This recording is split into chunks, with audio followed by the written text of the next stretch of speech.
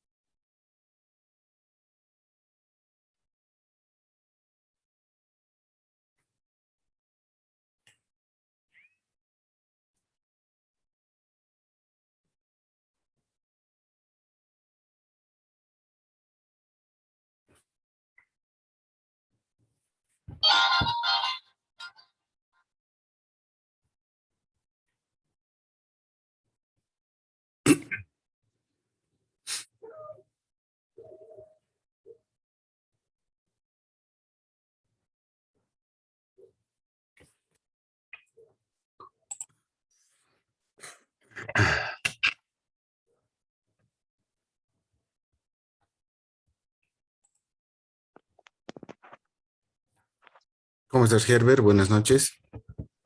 Doctorazo, buenas noches. ¿Cómo estás, hermano? ¿Qué tal? ¿Qué tal tu fin de semana?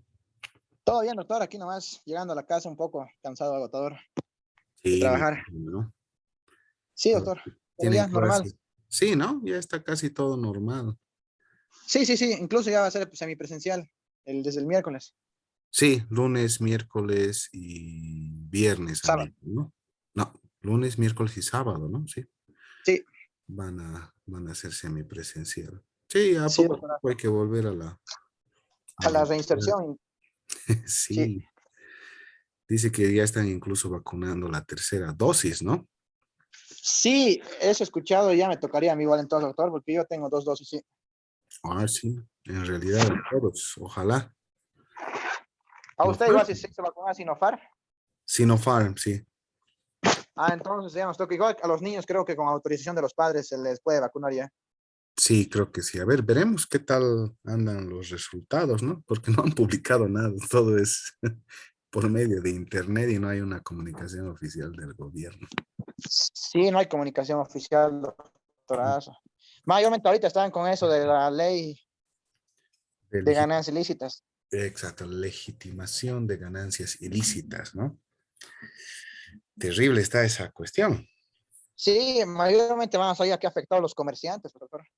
En realidad a todos, ¿no? Porque coarta tu derecho y la presunción de inocencia, porque directamente si los niatos agarran y presumen que tú eres o tienes una ganancia ilícita en tu cuenta bancaria, te congelan la cuenta bancaria hasta que demuestres que no es legítima y hasta que demuestres con este tipo de procesos, pucha, van a pasar Es años. bastante tiempo. Sí. Sí, ¿no? Con la justicia boliviana hay que tener mucho cuidado en lo que se aprueba. Buenas noches, Karina. Doctor, ¿cómo Sí, está? Buenas noches. ¿Cómo estás? Está hablando sobre la ley de ganancias Legitimación ilícitas, de que ganancias realmente es ilícitas. un atropello a todo, doctor. Sí, no saben ni lo que han aprobado nuestros queridísimos diputados y senadores. La han embarrado completamente. Es más, la ley ha sido aprobada, ¿no?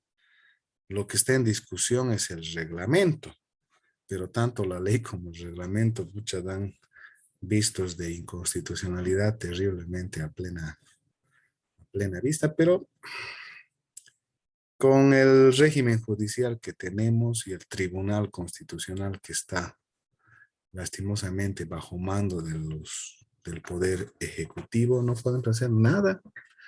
Claro, subordinado. Subordinación y constancia, como dicen los militares, debería ser el lema del Poder Judicial, porque no se puede hacer realmente nada en este país. Es increíble, no sé.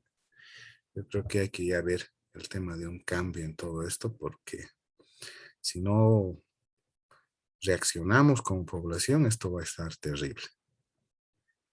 Y hay una intolerancia, no solamente en los Destinados, doctor, a ciudadanos. hacer Cuba o Venezuela, porque estamos siguiendo los mismísimos pasos y tenemos conocimiento y seguimos.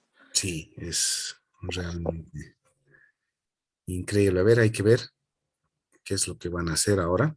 En realidad todo ha sido este tema de las autoridades, de los juicios a Manfred, al tema del alcalde de La Paz, al de Chuquisaca, al de Tarija y demás cosas, han sido una tapadera nada más para aprobar esa ley. Y bueno, les ha salido, ¿no?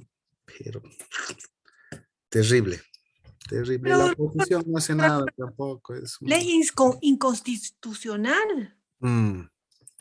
La oposición tampoco hace nada, es un chiste. No sabemos qué tipo Una de... vergüenza, doctor, Una porque yo digo, vergüenza. no, es increíble. El ¿Cómo así? sometimiento va a ser total Mm, de sí, todas las entidades públicas, es increíble. eso es cierto. Sé que vamos a ver, no podemos tener ni 2.000 bolivianos en la cuenta bancaria si no demostramos de dónde viene. Es Sí, en este increíble. punto ya es grave, doctor, para la gente que trabaja, y mayormente los comerciantes, pues porque meten plata al banco y ya Ujú. fue esa plata Sí, prácticamente. O sea, este paso vamos a tener que manejar como en la antigüedad, todo en efectivo. al colchón.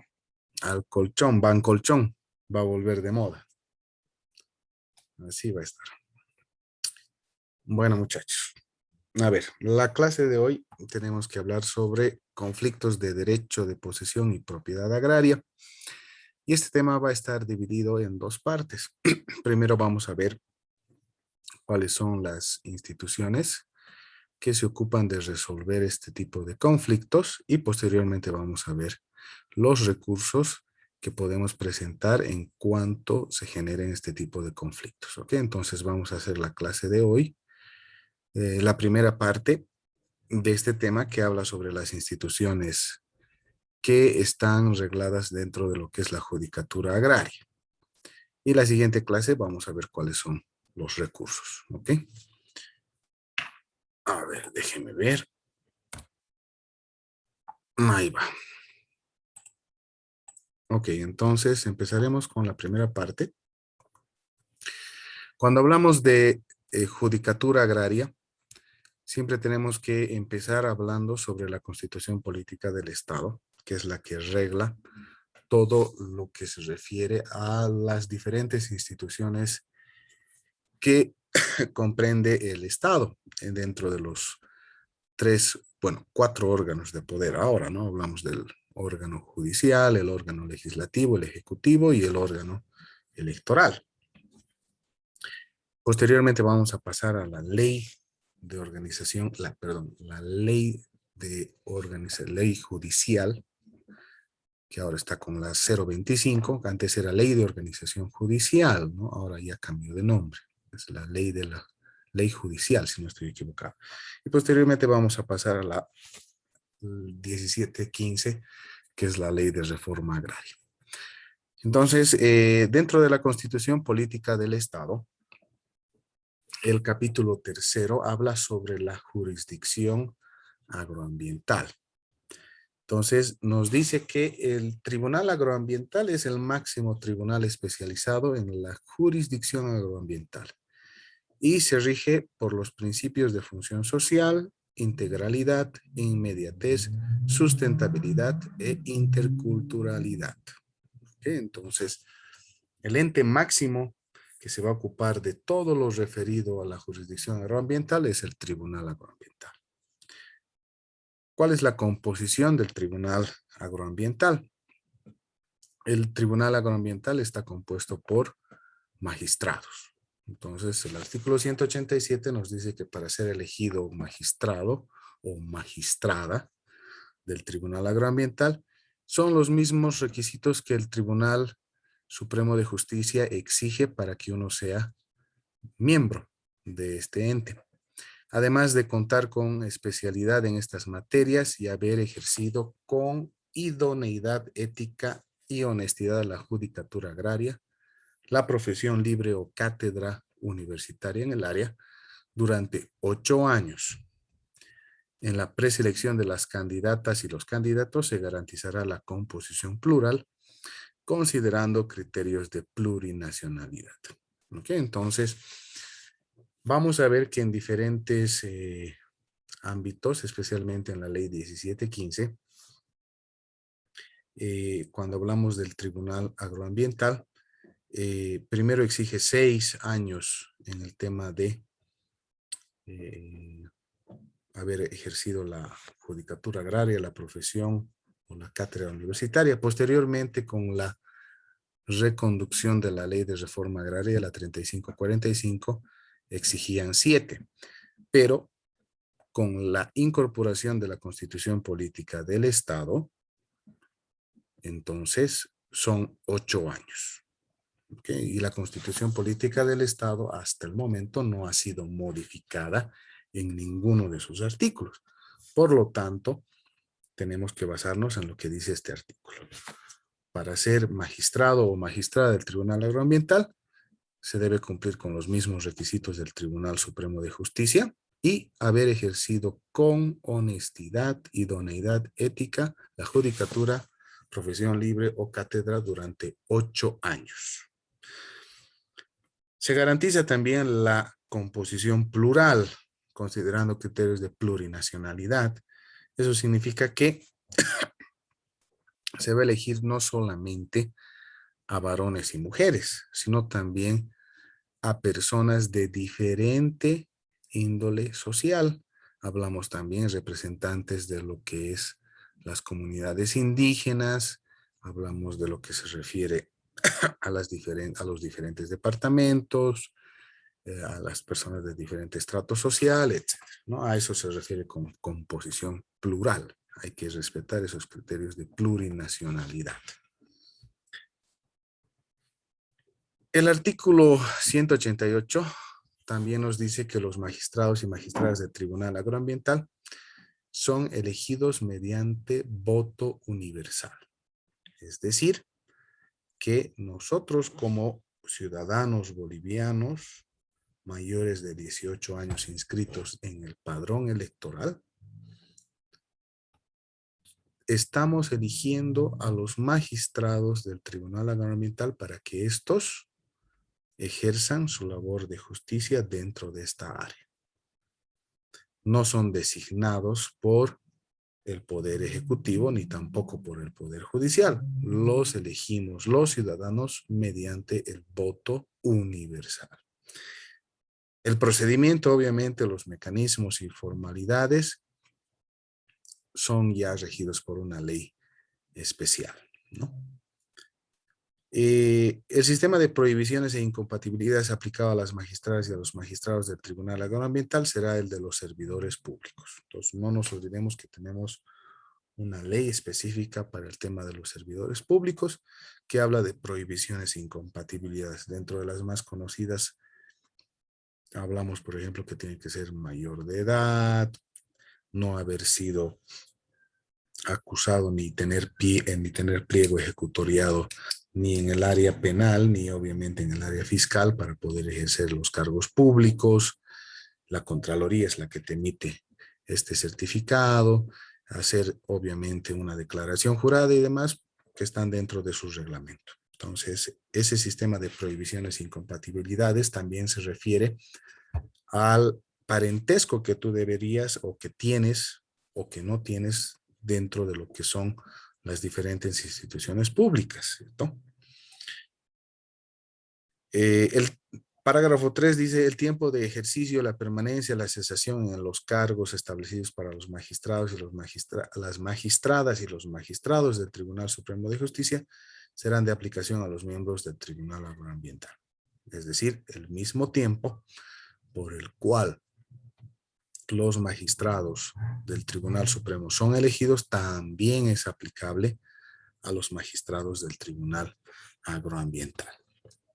Ustedes ya saben cuál es el tiempo de permanencia de los magistrados, ¿cierto? ¿Se acuerdan? Según la Constitución, ¿qué dice la Constitución? ¿Cuánto tiempo ejercen el cargo los magistrados del Tribunal Supremo? Herbert y Karina.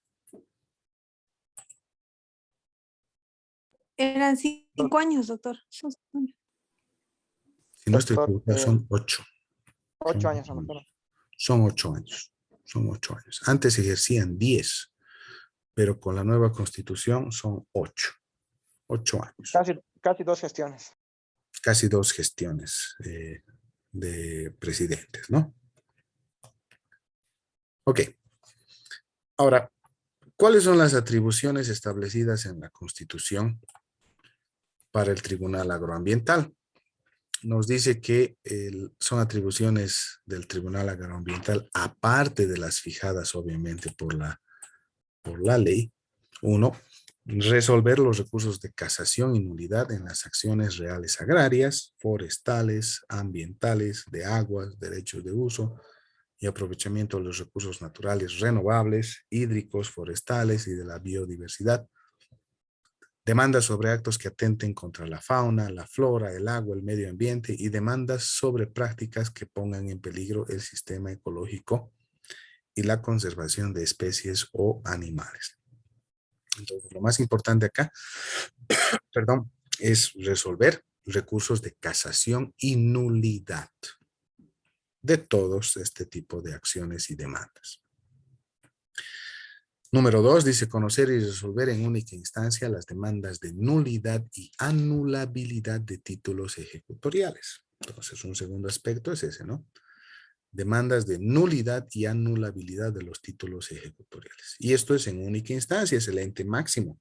Las resoluciones que dicta el Tribunal Agroambiental son de cumplimiento obligatorio y son inapelables, ¿no? Conocer y resolver en única instancia los procesos contenciosos administrativos que resulten de los contratos, negociaciones, autorizaciones, otorgación, distribución y redistribución de derechos de aprovechamiento de los recursos naturales renovables y de los demás actos y resoluciones administrativas. Entonces, al mismo tiempo, se ocupa de los procesos contenciosos administrativos, ¿okay? En todo este ámbito. Y lo hace también en única instancia. Sus resoluciones son inapelables, ¿no? Organizar los juzgados agroambientales es una atribución cuarta.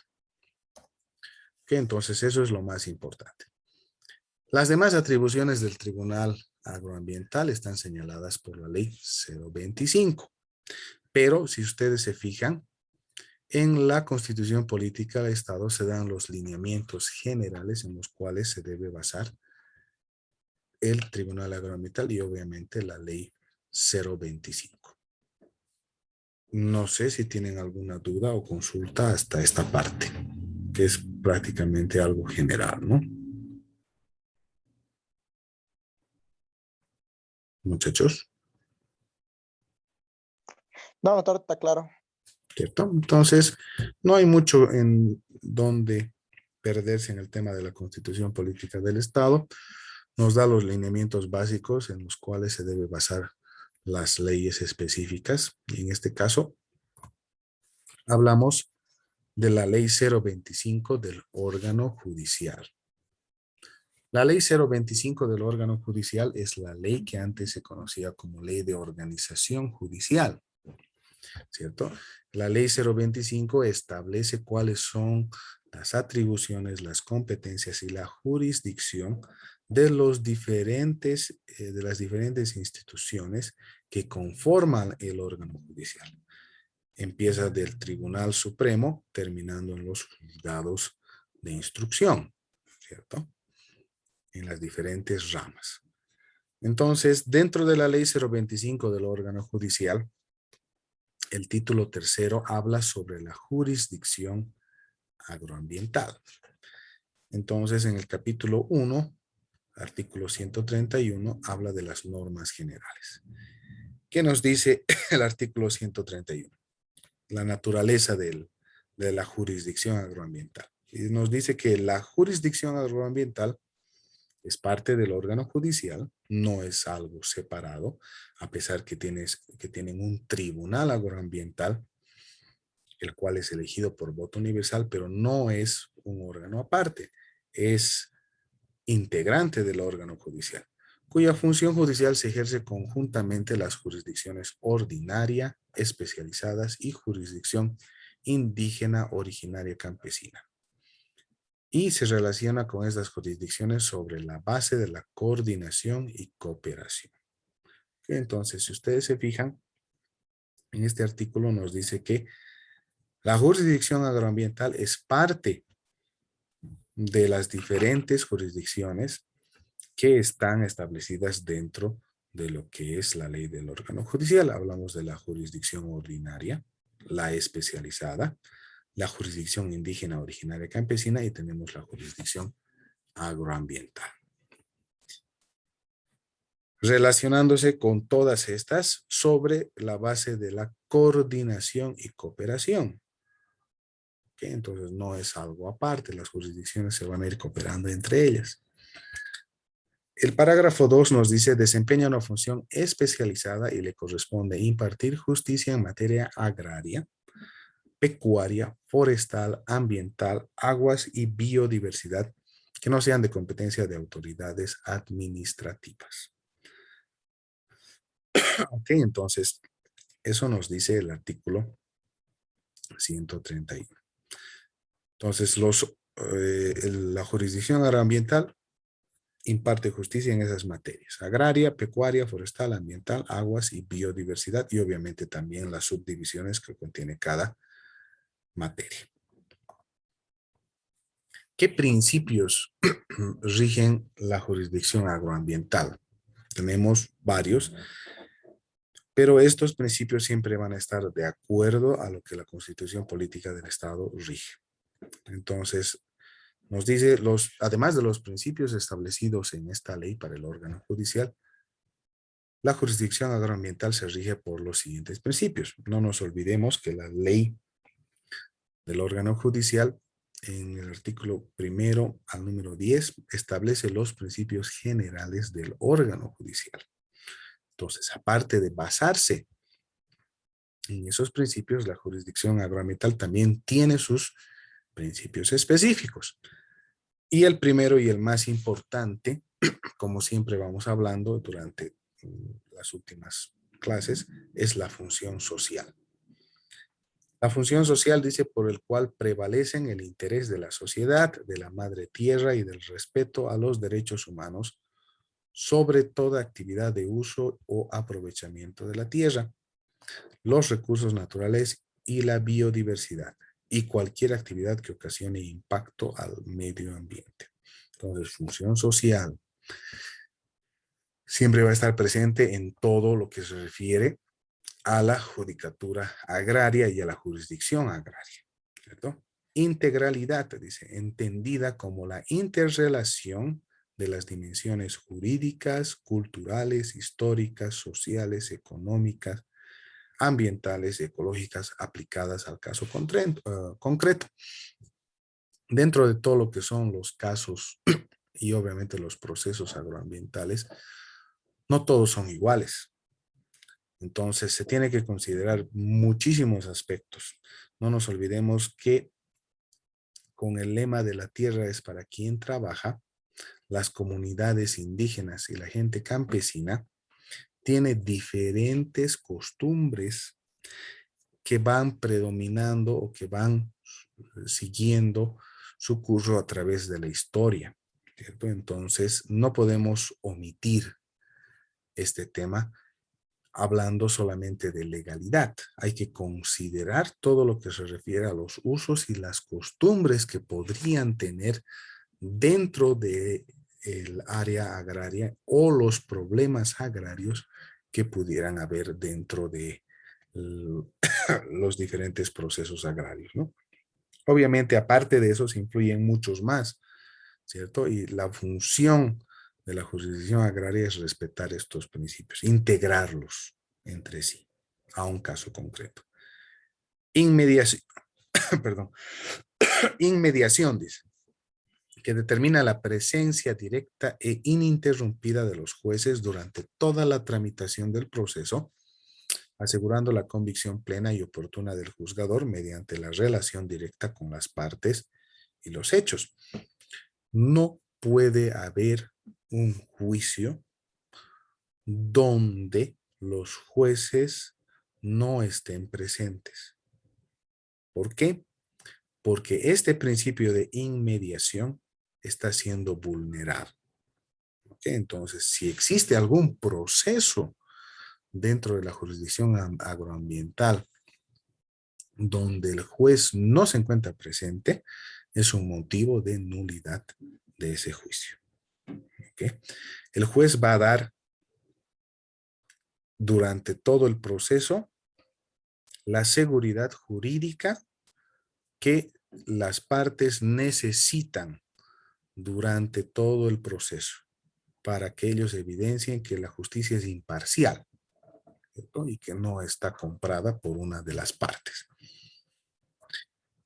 Sustentabilidad, que promueve la unidad y armonía entre la naturaleza y la cultura, garantizando su reproducción perdurable en el marco del buen vivir. Ahora, obviamente, ¿a qué se refiere esto? Las decisiones que tome el tribunal agroambiental no pueden afectar la armonía que tiene la naturaleza y la sociedad, ¿cierto? ¿Por qué? Porque estaría afectando el buen vivir. ¿Y a qué se refiere el buen vivir dentro de lo que es la jurisdicción agraria? La armonía, la unidad, la correlación que existe entre la naturaleza y el ser humano viviente. Hay que respetar los usos y costumbres que tiene una población indígena, pero también hay que respetar las costumbres, o perdón, lo que llamamos dentro de la naturaleza, ¿a qué nos referimos? Hay que respetar, bueno, no es que hay que respetar, hay que considerar que la naturaleza también tiene diferentes aspectos que no pueden ser controlados, ¿cierto? Entonces, una adecuación, una unidad y tratar de mantener la armonía entre la naturaleza y el ser humano es lo que promueve la judicatura agraria. No podemos destruir la naturaleza para dar una dotación a una comunidad indígena afectando determinados seres vivos, no solamente hablamos de fauna y flora, por determinadas razones, como tampoco podemos afectar la supervivencia de esa comunidad indígena en el caso de que sea por bien de la naturaleza. Hay que buscar un equilibrio y soluciones en las cuales ambos salgan ganadores y no perdedores, ¿no? A eso se refiere la sustentabilidad. Interculturalidad, que asegura la convivencia, dice, de distintas formas culturales en el acceso, uso y aprovechamiento sustentable de la tierra, los recursos naturales y la biodiversidad. Es decir, si bien durante mucho tiempo las diferentes poblaciones y la gente campesina ha ido accediendo a medios más modernos para poder acceder a cultivar la tierra rápidamente, como el ejemplo del caso de maquinaria, el tema de uso de fertilizantes, etcétera, tampoco podemos agarrar y afectar usando pesticidas, por ejemplo, que afecten a la tierra, a los recursos naturales y obviamente también afecten al ser humano. Es por eso que, por ejemplo, la ley de los transgénicos o el uso de transgénicos, de semillas transgénicas en Bolivia, está prohibida, ¿cierto? En determinadas zonas y en determinados productos. Porque no nos olvidemos que gracias al uso de transgénicos, por ejemplo, cuando hablamos de la papa holandesa, por ejemplo, ha sido creada artificialmente, porque inicialmente solo existía la papa imilla, que llamamos, y la papa runa, ¿cierto? Pero ya han ido apareciendo nuevas especies de papas, ¿cierto? Y eso se ha realizado o se lo ha hecho gracias al estudio que ha habido con el uso de diferentes transgénicos. ¿Para qué? Para que obviamente la papa sea perdurable a través de los años, ¿no? Y obviamente hay de muchos más productos, pero hay que asegurarse de que exista la convivencia en distintas formas para que las comunidades puedan acceder, usar y aprovechar sustentablemente la tierra, es decir, no perjudicar la tierra y los recursos naturales por el simple hecho de querer producir más. Precautorio, dice, que obliga a evitar y prevenir de manera oportuna, eficaz y eficiente daños al medio ambiente, la biodiversidad, la salud humana y a los valores culturales intangibles, sin que el juzgador pueda omitir o postergar el cumplimiento de esta obligación, alegando la falta de certeza científica. Entonces, tal como su redacción dice, que es bastante clara, hay que evitar y prevenir daños al medio ambiente. Y no se puede omitir y postergar el cumplimiento de esta obligación, ¿cierto? No por el hecho de que no haya un estudio científico que diga que el daño al medio ambiente se produce específicamente por esa razón, voy a permitir que se siga haciendo daño al medio ambiente. Tengo que evitar ese daño, ¿cierto? Entonces, tengo que prevenir. Y si no hay una respuesta científica, bueno, no vamos a esperar que haya. Hay que obrar inmediatamente. Posteriormente se puede agarrar y obviamente intentar otra acción para justificar o probar que esa acción no es dañina al medio ambiente. Pero hasta mientras se tiene que evitar y prevenir si es que se ve que determinadas acciones van a hacer daño a la naturaleza.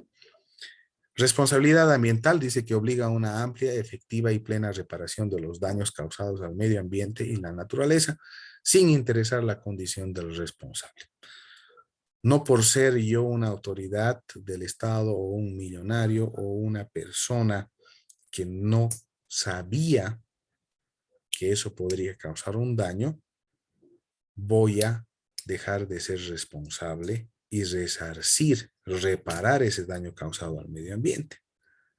Tengo que hacerlo, me guste o no. ¿Por qué? Porque tengo que subsanar el daño que he causado, tengo que reparar ese daño al medio ambiente. No importa la condición que tenga, ya sea social, sea económica, sea política, etc. Equidad y justicia social, el numeral 8, que hace prevalecer el interés y derechos del más débil y vulnerable con el fin de erradicar las desigualdades sociales y económicas existentes.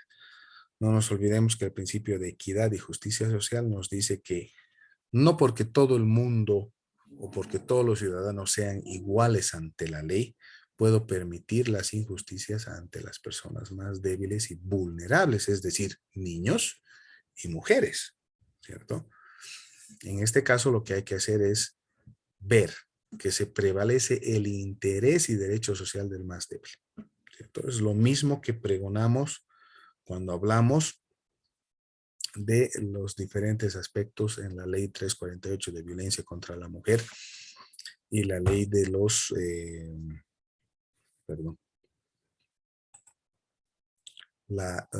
código niño-niña adolescente, ¿cierto? Se va a buscar siempre el interés y el mejor interés para el niño. Y obviamente la protección del más débil, en este caso, los niños y las mujeres. Y obviamente las personas mayores también, ¿cierto? Imprescriptibilidad, que impide la extinción de la responsabilidad por los daños causados a la naturaleza y el medio ambiente por el transcurso del tiempo. Entonces, no porque ha pasado un determinado tiempo, yo voy a dejar de ser responsable. Es imprescriptible, no caduca en el tiempo, no se extingue. Las responsabilidades por daños causados al medio ambiente y a la naturaleza tienen que ser resarcidos. Defensa de los derechos de la madre tierra obliga a una amplia defensa integral de los derechos a la vida, la resiliencia y la regeneración de la biodiversidad en todas sus dimensiones. Entonces, la madre tierra, la naturaleza, tiene que ser defendida. ¿Por qué? Porque es la que provee vida a todo el Estado plurinacional de Bolivia. Si no cuidamos a la madre tierra, entonces la madre tierra va a dejar directamente de producir y eso va a generar entre nosotros un efecto negativo. Y eso no solo va a afectar a seres humanos, también va a afectar a la fauna y a la flora, es decir, a la biodiversidad en todas sus dimensiones. El artículo 133 habla sobre el ejercicio de la jurisdicción agroambiental. La jurisdicción agroambiental, dice, se ejerce a través, uno, del Tribunal Agroambiental, que es el máximo tribunal especializado de la jurisdicción agroambiental, que se extiende a todo el territorio del Estado plurinacional, con sede de sus funciones en la ciudad de Sucre. Entonces, aquí está definiendo su jurisdicción, ¿no? Todo el territorio del Estado plurinacional es jurisdicción del Tribunal Agroambiental.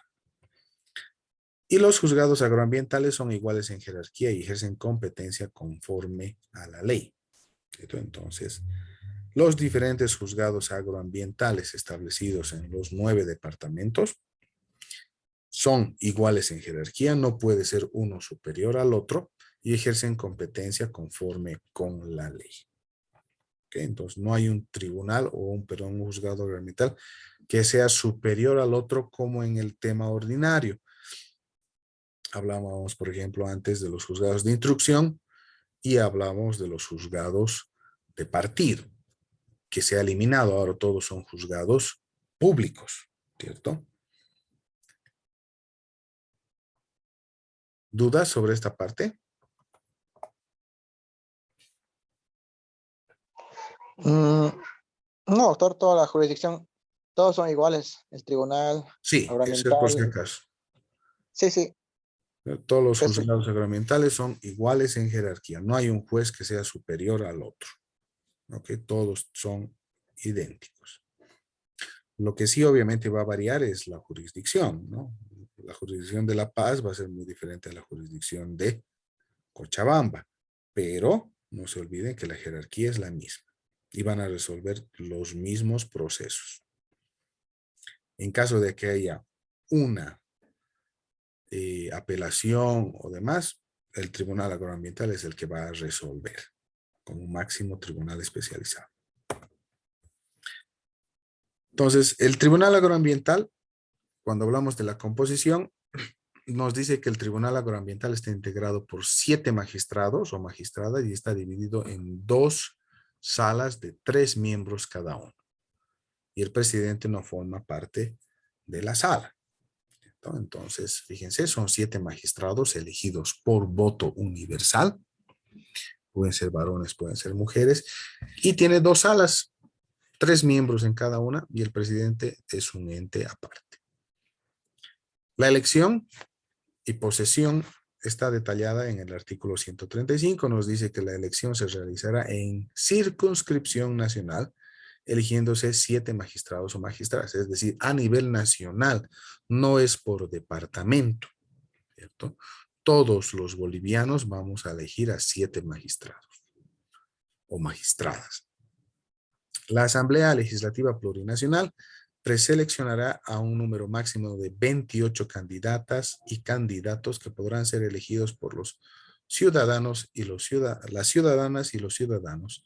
Las y los 7 candidatas y candidatos que reciban mayor número de votación popular serán elegidos como magistrados y magistradas del Tribunal Agroambiental. Los siguientes 7 serán elegidos suplentes. Entonces, fíjense, son 28 personas que entran en la cartilla de votación. De los 28, los 7 que reciban mayor número de votación popular, es decir, votación sencilla, simple, son los titulares. Los siguientes 7 son los suplentes. En caso de que uno de los titulares renuncie, sufra alguna dificultad, etcétera, o no pueda ejercer el cargo por el cual ha sido elegido, entonces sube el siguiente en votación. En caso de impedimento temporal, cesación de cargo de uno de los magistrados, magistradas o de los magistrados, la presidenta o el presidente del Tribunal Agroambiental convocará a una o uno de las o los suplentes elegidos, siguiendo el orden de votación que hubieren obtenido. La suplente o el suplente convocada o convocado accederá a la titularidad con todos los derechos y prerrogativas. Entonces, fíjense, si uno de los magistrados que ha sido elegido no puede ejercer el cargo de manera temporal, es cesado del cargo, entonces el presidente o la presidenta convocará al suplente por orden correlativo, el que hubiera obtenido mayor votación, dice. Y este va a acceder a la titularidad con todos los derechos y prerrogativas. A partir de la publicación de resultados por el órgano electoral, las y los candidatos electos, titulares y suplentes en el plazo de 30 días serán posesionados en sus cargos por la presidenta o el presidente del Estado plurinacional. Entonces, esa es la elección que se realiza de los 7 magistrados detallado en el artículo 135. ¿Dudas? Doctor, una vez elegidos, tienen 30 días para posesionarlos. Sí, el tribunal, el órgano electoral es el que va a posesionarlos en el plazo de 30 días. Generalmente, una vez que se entreguen las actas, se realice el cómputo y se publiquen los resultados oficiales, entonces 30 días después se los acredita y se los posesiona. ¿Y quién lo va a hacer? El presidente del Estado plurinacional, tal cual se hace con los vocales, pero no son vocales, los magistrados del Tribunal Supremo y los magistrados del Tribunal Constitucional. ¿Cierto? Doctor, entonces ellos son elegidos en la son elegidos igual que los otros magistrados de justicia, ¿no? Por elección del pueblo. Del pueblo. Una vez que ha salido la terna, o en este caso las personas elegidas, ¿no? ¿Son las 28 personas las que... Sí, son 28 personas que salen en la lista que tiene. Por eso, y esas 28... no estoy seguro, bueno, si no estoy equivocado, el año 2016, 2015, fue cuando realizamos el tema de la elección de los diferentes magistrados, tanto para el Tribunal Constitucional, Tribunal Supremo y Tribunal Agroambiental, cuando estaba todavía Evo Morales y Álvaro García Linera en el gobierno. Les tomaron examen oral, si no me equivoco, a los postulantes. No sé si se acuerdan, pero era todo un show. Les pedían que hablen en quechua, les tomaba examen. Álvaro García Linera les tomó examen personalmente para ver si eran aptos para el cargo, ¿no? Entonces hubo un montón de show político y mediático ahí. Sí. Mm. Nada preparado.